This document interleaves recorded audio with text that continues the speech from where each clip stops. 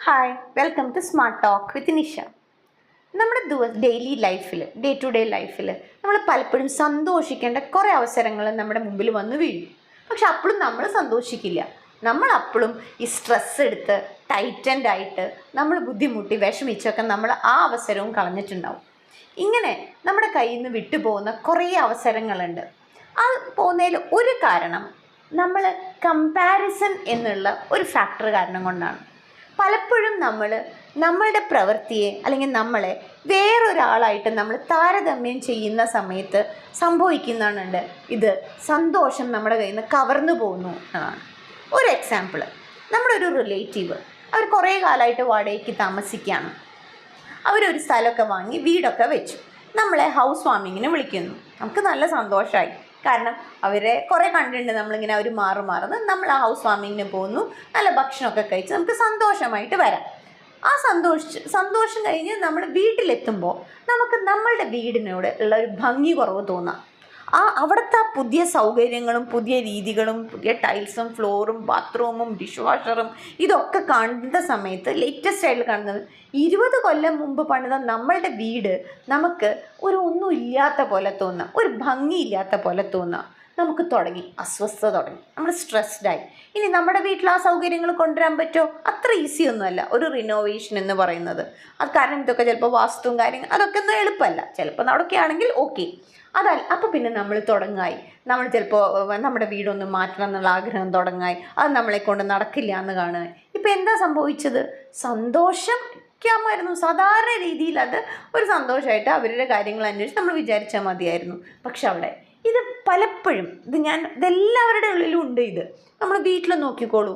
ഒരു കുട്ടിയിൽ കൂടുതലൊക്കെ ഉള്ളവർ തമ്മിൽ കാണാം. 2 കുട്ടികളൊക്കെ ആണെന്നുണ്ടെങ്കിൽ കുട്ടികൾ തമ്മിൽ കമ്പയർ ചെയ്യുക. മൂത്തവൻ അവൻ അടങ്ങി ഒതുങ്ങിയാണ്, അവന് ഭയങ്കര ഇതാണ്. രണ്ടാമത്തവൻ ഭയങ്കര ഇങ്ങനെ പലപ്പോഴും അവരുടെ ഉള്ളിൽ, കുട്ടികളുടെ ഉള്ളിൽ അവർ ചിന്തിച്ചിട്ട് പോലുമില്ല. ചിലപ്പോൾ ഒരു കുട്ടി ചിലപ്പോൾ മാർക്ക് കുറച്ച് കുറവ് മേടിച്ചെന്നുണ്ടാവും. ഒരു 5% 10% ചിലപ്പോൾ കുറവ് മേടിച്ചിട്ടുണ്ടാവുള്ളൂ. അത് ഭയങ്കരമായിട്ട് 95% മൂത്ത മകൻ വാങ്ങി, രണ്ടാമത്തെ മകൻ 85 വാങ്ങി. ആ 85നെ അവനെ അപ്രീഷിയേറ്റ് ചെയ്യാൻ മറന്നിട്ട് അതിനെ കമ്പയർ ചെയ്യുക, 95% ആയിട്ട് കമ്പയർ ചെയ്യുക. ചിലർ ഭയങ്കര ഇങ്ങനെ. അപ്പോൾ നമ്മൾ തന്നെ സന്തോഷിക്കേണ്ട ഒരു സന്തോഷിച്ചില്ല എന്ന് മാത്രമല്ല, ആകെ ഒരു ഡിസ്റ്റർബ്ഡ് ആക്കുക സ്വന്തം ലൈഫ് തന്നെ. ജോലി സ്ഥലത്തും നമുക്ക് കാണാം, നമ്മൾക്ക് കിട്ടുന്ന വേറൊരാൾക്ക് കിട്ടുന്ന അംഗീകാരങ്ങൾ, അല്ലെങ്കിൽ അവർക്ക് നമ്മൾ ഒരേപോലെ നിൽക്കുന്നതാണ്. ഒരാൾക്ക് പ്രൊമോഷൻ കുറച്ച് നേരത്തെ കിട്ടി, അപ്പോൾ നമുക്ക് എന്തുണ്ടാവുന്നു? നമുക്കത് കമ്പയർ ചെയ്യുന്ന സമയത്ത് അതെന്താ എനിക്ക് കിട്ടാഞ്ഞ് ഇങ്ങനെ അവിടെയും നമ്മൾ എന്തായി? ലോക്കായി. ശരിക്കും ആ പ്രൊമോഷനിൽ നമ്മൾ ഒക്കെ ഹാപ്പി ആവാൻ പറ്റുന്നുണ്ടോ ചോദിച്ചാൽ ഇല്ല. ഈ കമ്പാരിസൺ എന്നുള്ളത് ബ്രെയിനിൻ്റെ ഒരു ഫങ്ഷൻ ഇങ്ങനെ ചെയ്യാണ്. വേറൊരാളുടെ ക്യാരക്ടറോ അയാളുടെ ലൈഫ് സ്റ്റൈലിലേക്കോ നമ്മൾ എന്ത് ചെയ്യുന്നു? നമ്മൾ നോക്കി പോകുന്നു എന്നുള്ളതാണ്. ഹസ്ബൻഡ് ആൻഡ് വൈഫിലും ഇത് ധാരാളം കാണാം. പലപ്പോഴും പല ഹസ്ബൻഡ്സും പറയും, എൻ്റെ ഫ്രണ്ടിൻ്റെ വൈഫ് എന്ത് രസമായിട്ടാണ് അവർ ഡ്രസ്സ് ചെയ്യുന്നതും, എന്ത് രസമായിട്ടാണ് അവർ പാചകം ചെയ്യുന്നതും, എത്ര ഏബിളാണ് അവർ എന്നൊക്കെ പറഞ്ഞ് സ്വന്തം വൈഫിൻ്റെ അടുത്ത് വന്ന് പറയും. അപ്പം നാച്ചുറലി എന്തുണ്ടാവുന്നു? ആ വൈഫ് അവിടെ സ്ട്രെസ്ഡ് ആവുന്നു. മാത്രമല്ല ആ സ്ട്രെസ്സായിട്ട് എന്തായാലും ആ സ്ത്രീ അത് അവരുടെ അടുത്തേക്ക് നേരെ തിരിച്ചും വൈഫ് പറയും ചില സമയത്ത്, അവളുടെ ഹസ്ബൻഡ് കാണണം, എന്ത് രസമറിയോ, അവൾ അങ്ങനെ നോക്കുന്നു, അവൾ ഇങ്ങോട്ട് കൊണ്ടുപോകുന്നു, ഇങ്ങനെ കൊണ്ടുപോകുന്നു. ഇങ്ങനെയൊക്കെ പറയുന്ന സമയത്ത് നമുക്ക് ശരിക്കും ഇത് രണ്ടുപേരും കൂടി വളരെ ഭംഗിയായിട്ട് ഇവർ രണ്ടുപേരും കൂടി ഭംഗിയായിട്ട് പോകുന്നതാണ്. ഈ ഒരു കമ്പാരിസൺ ഫാക്ടർ വന്നതുകൊണ്ടാണ് അവിടെ വീണ്ടും ആ ഫാമിലി ലൈഫിൽ കുറേ വിഷമങ്ങളും ദുഃഖങ്ങളും നമ്മളായിട്ട് വലിച്ചു കൊണ്ടുവരുന്നത് കാണാം. അപ്പോൾ എന്താണ് ഇപ്പോൾ ഇതിനൊരു വിദ്യ ഉള്ളത്? എന്തെങ്കിലും ഒരു വഴി വേണ്ടേ? എനിക്ക് തോന്നുന്നു നമ്മൾ ഈ കമ്പയർ ചെയ്യുന്ന എന്തുകൊണ്ടാണ് ഈ കമ്പാരിസൺ വന്നത് എന്നുള്ളത് ആലോചിക്കുമ്പോൾ ഒന്ന് നമ്മുടെ ആഗ്രഹങ്ങളാണ്. നമ്മുടെ ആഗ്രഹങ്ങളില്ലാത്ത ആളില്ലല്ലോ.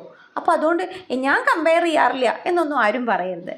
whenever there is a desire, ഒരാഗ്രഹം നമുക്ക് ഉണ്ടെന്നുണ്ടെങ്കിൽ ആ ആഗ്രഹത്തിൽ നമ്മൾ എത്തിച്ചേർന്നിട്ടില്ല, വേറൊരാൾ എത്തിയിട്ടുണ്ടെന്നുണ്ടെങ്കിൽ നാച്ചുറലി നമ്മൾ എന്ത് ചെയ്യാണ്? കമ്പയർ ചെയ്ത് പോവാണ്. അപ്പോൾ നമ്മൾ എന്ത് ചെയ്യണം? നമ്മൾ യാഥാർത്ഥ്യം മനസ്സിലാക്കണം. നമുക്കുള്ള കഴിവുകൾ ഉപയോഗിച്ച് നമ്മളുടേതായിട്ടുള്ള രീതിയിൽ നമ്മൾ എന്ത് ചെയ്തിട്ടുണ്ട്?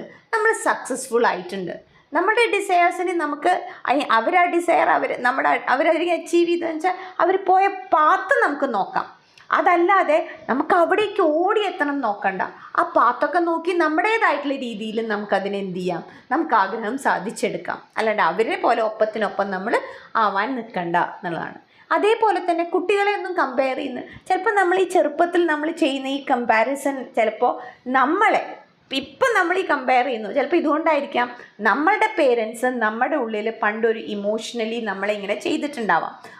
അത് നമ്മുടെ ഉള്ളിൽ കിടക്കുന്നതുകൊണ്ടാണ് ഇപ്പോഴും നമ്മളുടെ ലൈഫിൽ നമുക്കും ഈ കമ്പയർ ചെയ്യാനുള്ള സാധ്യത. അപ്പോൾ നമ്മൾ നെക്സ്റ്റ് ജനറേഷനിലേക്ക് അത് ചെയ്യരുത്. നമ്മുടെ കുട്ടികളുടെ ഉള്ളിലേക്ക് നമ്മൾ ഈ കമ്പയർ ചെയ്തിട്ട് നമ്മൾ സംസാരിക്കൽ കുറച്ച് കുറയ്ക്കുക.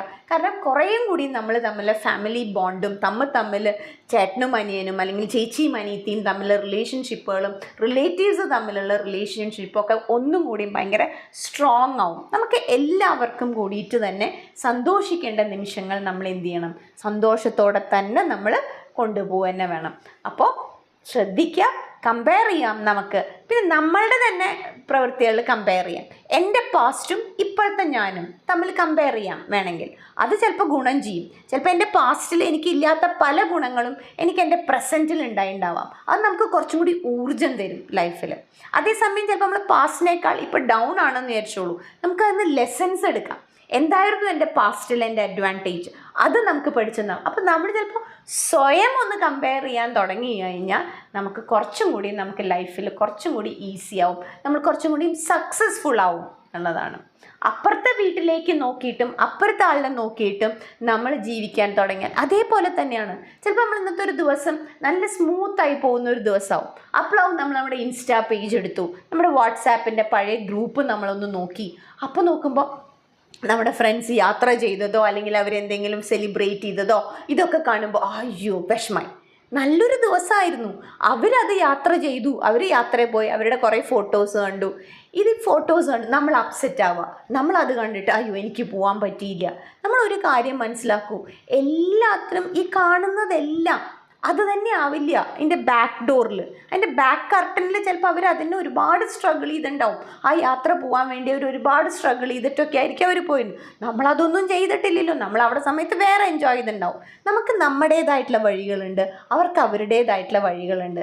നമ്മൾ വേറൊരാളുടെയിലേക്ക് നോക്കി അവരുടെ പോലെ ചെയ്യുന്നതിനേക്കാൾ ഏറ്റവും നല്ലത് നമ്മളുടെ ഉള്ളിലേക്ക് നോക്കി നമ്മൾ തമ്മിൽ കറക്ഷൻസ് ചെയ്തപ്പോൾ ഇനി വേറൊരാളെ നോക്കിക്കഴിഞ്ഞാൽ തന്നെ അതൊരിക്കലും ഒരു സ്ട്രെസ്സായിട്ട് നമ്മൾ എടുക്കരുത്. നമുക്കത് നോക്കാം, നല്ലതാണെങ്കിൽ നമുക്ക് ചെയ്യാം, പറ്റുന്നില്ലെങ്കിൽ നമ്മൾ അതിനെ വിട്ട് കളയാം. പക്ഷെ നമ്മൾ നമ്മുടെ സന്തോഷത്തിൻ്റെ നിമിഷങ്ങൾ കളയരുത്. ദുഃഖം വന്നോളും, വിഷമങ്ങൾ ആ വിധിയുടെ ഒരു ഭാഗമായിട്ട് നമുക്ക് ചിലപ്പോൾ ദുഃഖങ്ങളൊക്കെ അതിങ്ങനെ നമ്മളായിട്ട് വരുത്തൊന്നും വേണ്ട, വന്നോളും, തനിയെ വന്നോളും. അപ്പോൾ സന്തോഷം നമ്മൾ വളർത്തിയെടുക്കേണ്ടി വരും. കാരണം ഇതിനെ ക്രോസ് ചെയ്യാൻ അതേ ഉള്ളൂ. അപ്പോൾ ഓരോ നിമിഷവും നമ്മൾ സന്തോഷിക്കാൻ പറ്റുന്ന നിമിഷങ്ങൾ നമ്മൾ എന്ത് ചെയ്യുക, സന്തോഷിക്കുക. അപ്പോൾ ശ്രദ്ധിക്കണേ, ഈ കമ്പാരിസൺ എന്നുള്ളതിൻ്റെ പോസിറ്റീവ്സും നെഗറ്റീവ്സും നല്ലോണം ശ്രദ്ധിച്ചിട്ടില്ലെങ്കിൽ ഇങ്ങനൊരു പ്രശ്നമുണ്ട്. Thank you for watching. നിങ്ങൾക്ക് എന്തെങ്കിലും അഭിപ്രായങ്ങളുണ്ടെങ്കിൽ നിങ്ങൾ കമൻറ്റ് ബോക്സിലിടണം. അതേപോലെ മറക്കരുത് ചാനലിൻ്റെ ലിങ്ക് നിങ്ങളുടെ ഫ്രണ്ട്സിനും റിലേറ്റീവ്സിനൊക്കെ ഷെയർ ചെയ്യണം. ബൈ.